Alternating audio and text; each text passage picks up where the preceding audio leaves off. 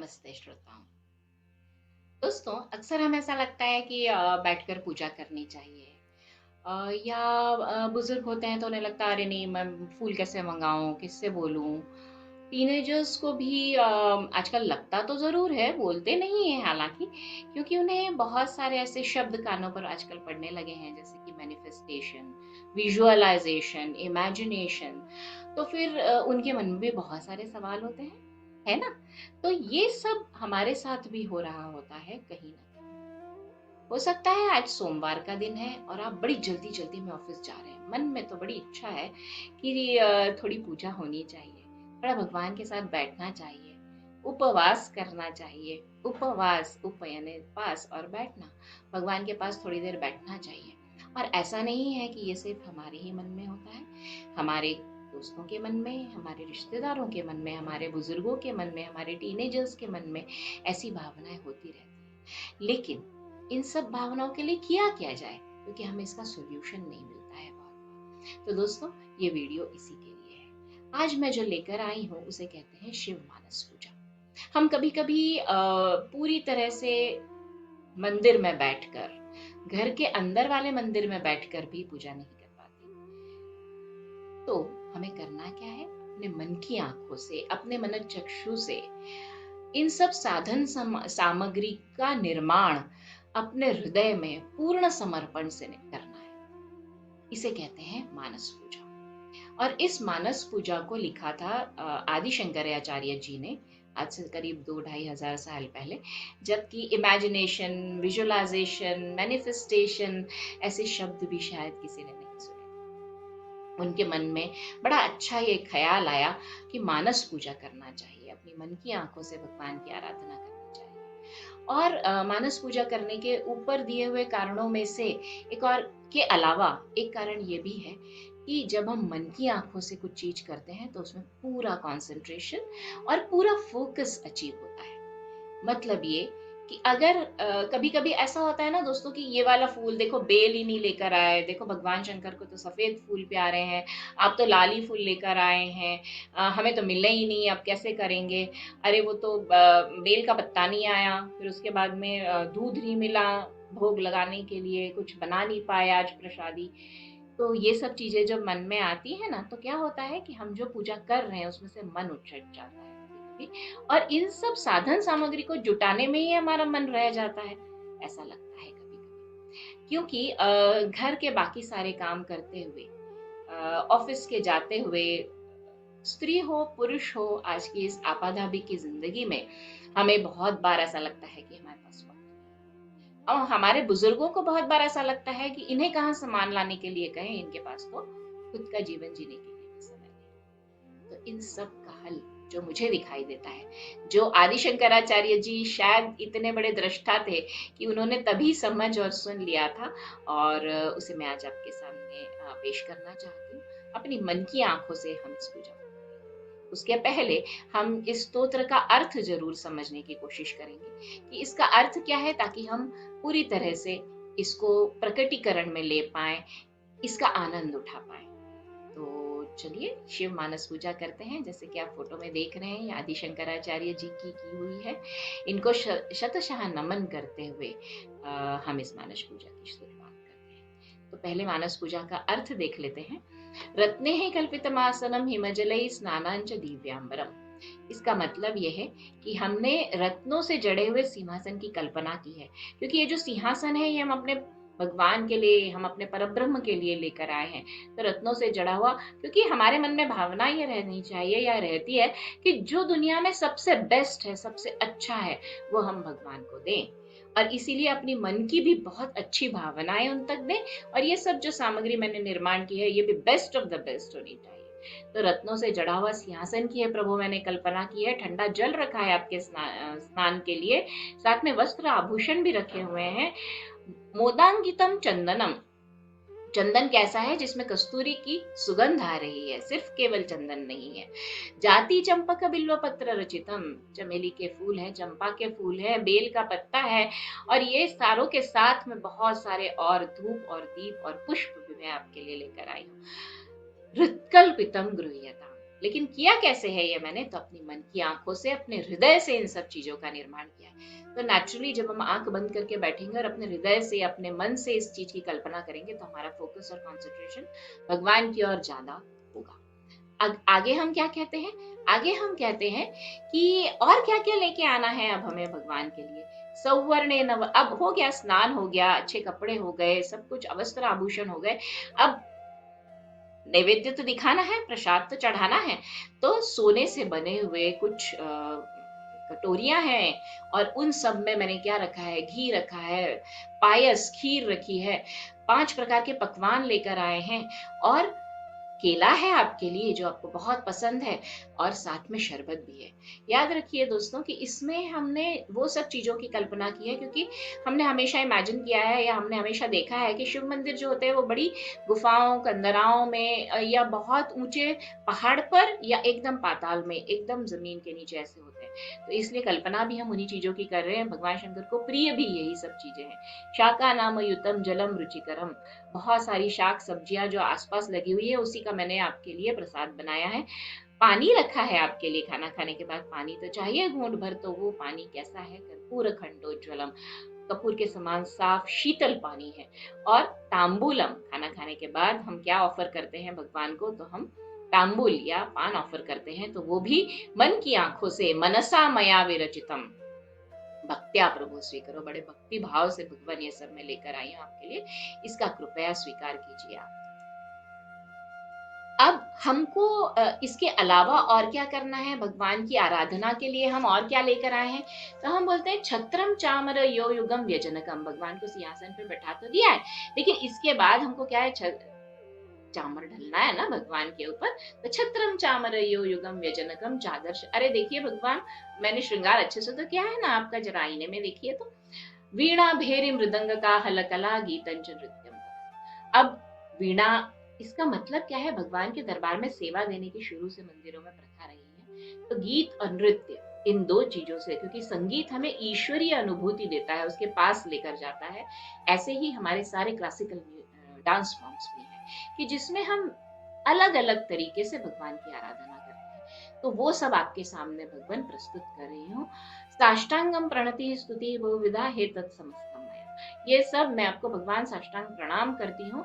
और ये सब जो स्तुति है, ये सब मैंने आप ही के लिए, मैं जो भी गा रही हूँ, कह रही हूँ, ये सब मैंने आपकी रचना है, आप ही की स्तुति के लिए, आप ही के स्तोत्रों की रचना मैंने अपने मन की आंखों से की है। संकल्पेन समर्पितम तव विभो पूजा गृहाण प्रभु, ये सब मैं आपको समर्पित करती हूँ।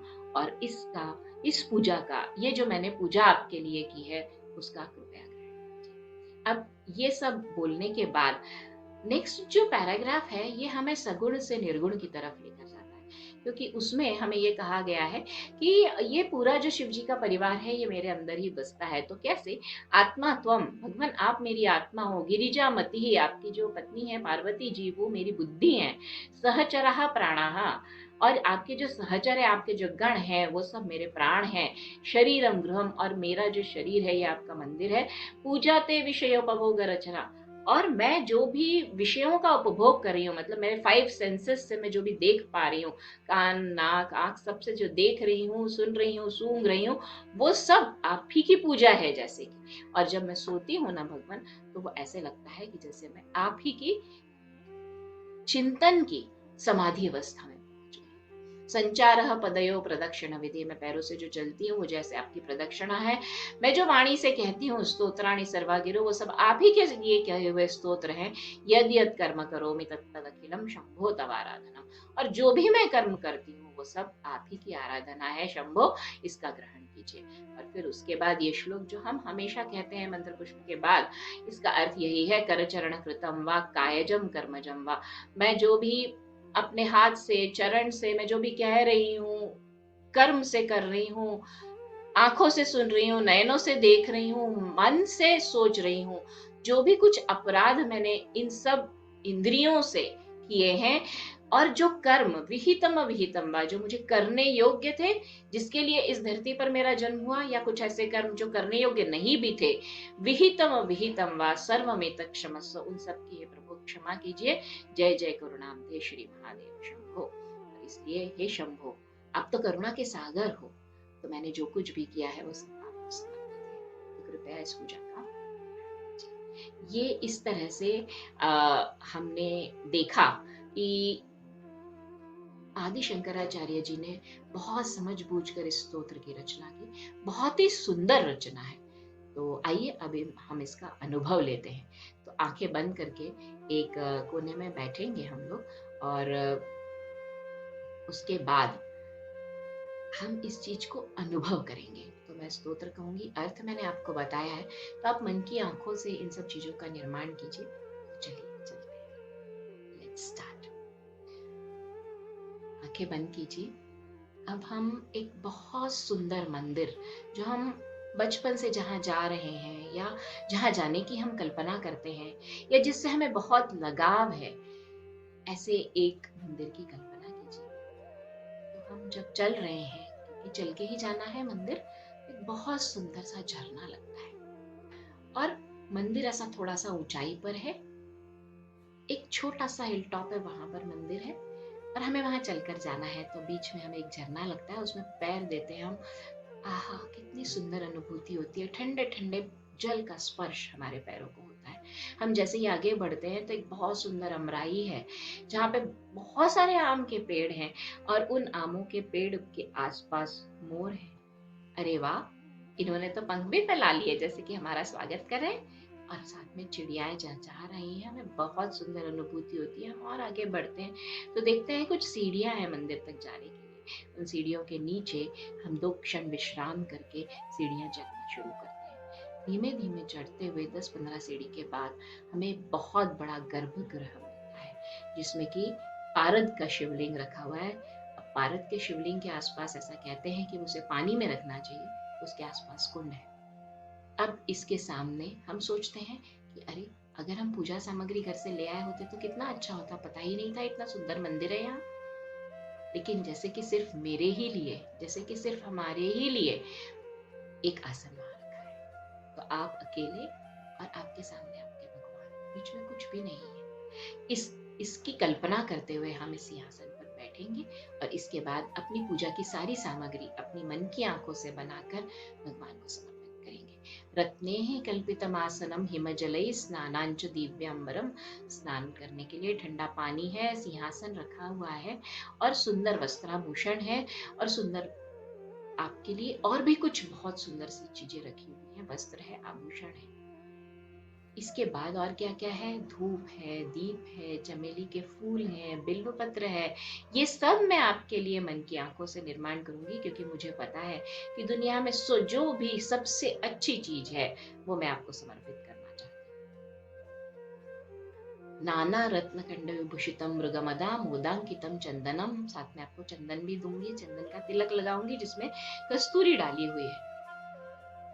जाति चंपक बिल्व पत्र रचिते पुष्पम च धूपम तथा दीपम देवदया निधे पशुपते हृत्कल्पितम। ये सब मैंने मन की आंखों से धूप दीप सब कल्पना की है। इसका कृपया स्वीकार कीजिए। सौवर्णे मणिरत्न खंड रचिते पात्रे घृतम पायसम। सोने से बने हुए कटोरों में मैंने आपके लिए कुछ पकवान रखे हैं, घी रखा है, खीर रखी है। सौवर्णे मणिरत्न खंड रचिते पात्रे घृतम पायसम भक्षम पंचविधम पयो दधियुतम रंभा फलम पानकम। केला भी रखा है, पानक मतलब शरबत, वो भी आपके लिए आपकी सेवा में प्रस्तुत है। शाका नाम युतम जलम रुचिकरम कर्पूर खंडोज्वलम। और हमें याद है कि हम बोलते हैं कि भगवान शंकर का मंदिर बहुत ऐसे कंदराओं में, जहाँ पे ज्यादा कुछ मिलता नहीं, ऐसी जगह होता है, तो इसलिए वहाँ की जो जंगली सब्जियां हैं वो सब तोड़कर आपके लिए नैवेद्य स्वरूप में लेकर आई हूँ। शाका नाम युतम जलम रुचिकरम कर्पूर खंडोज्वलम। पानी भी एकदम साफ, कपूर के जैसा साफ पानी मैं आपके लिए लेकर आई हूँ। तांबूलम मनसा मया विरचितम भक्त्या प्रभु स्वीकरो। खाना हो गया, नैवेद्य प्रसाद दिखा दिया मैंने, भोग चढ़ा दिया। अब इसके बाद तांबुल ग्रहण कीजिए, पान ग्रहण कीजिए। तांबूलम मनसा मया, मैंने अपने मन की आंखों से आपके लिए बहुत सुंदर तांबुल का निर्माण किया है, उसे ग्रहण कीजिए। भक्त्या प्रभोच। छत्रम चामरयो युगम व्यजनकम चादर्शकम निर्मलम। भगवान जी सिंहासन पर बैठे हैं, तो हमने छत्र चामर उनके आगे ढाल रहे हैं, और भगवान को दिखाया, भगवान अच्छा हुआ है ना, आप आभूषण अच्छे पहने हो ना, मैंने आपको अच्छे से सेवा की है ना, जरा आईने में देखिए तो। छत्रम चामरयो युगम व्यजनकम चादर्शकम निर्मलम। अब हमारे यहाँ ऐसी प्रथा है कि भगवान की सेवा की जाती है, मतलब सेवा दे रहे हैं, तो भगवान के दरबार में हम गीत और संगीत की प्रस्तुति करते हैं। वो गीत और संगीत हम प्रस्तुत कर रहे हैं, और इसलिए वीणा भेरी मृदंग का हलकला गीतंच नृत्यम तथा साष्टांगम प्रणति स्तुति बहुविधा हेतत् समस्तम मया संकल्पेन समर्पितम तव विभो पूजा गृहाण। प्रभु भगवान इस पूजा का अब ये जो नेक्स्ट श्लोक है, जैसे मैंने आपको बताया कि ये सब अब अपने अंदर झांकने की प्रक्रिया शुरू हो गई है। इसके बाद हमने अभी बाहर की सामग्री से, अपने मन की चक्षुओं से निर्माण करके भगवान की आराधना की, और अब हम ये चाहते हैं और हम ये देख रहे हैं कि वो भगवान मेरे ही अंदर विराजमान है।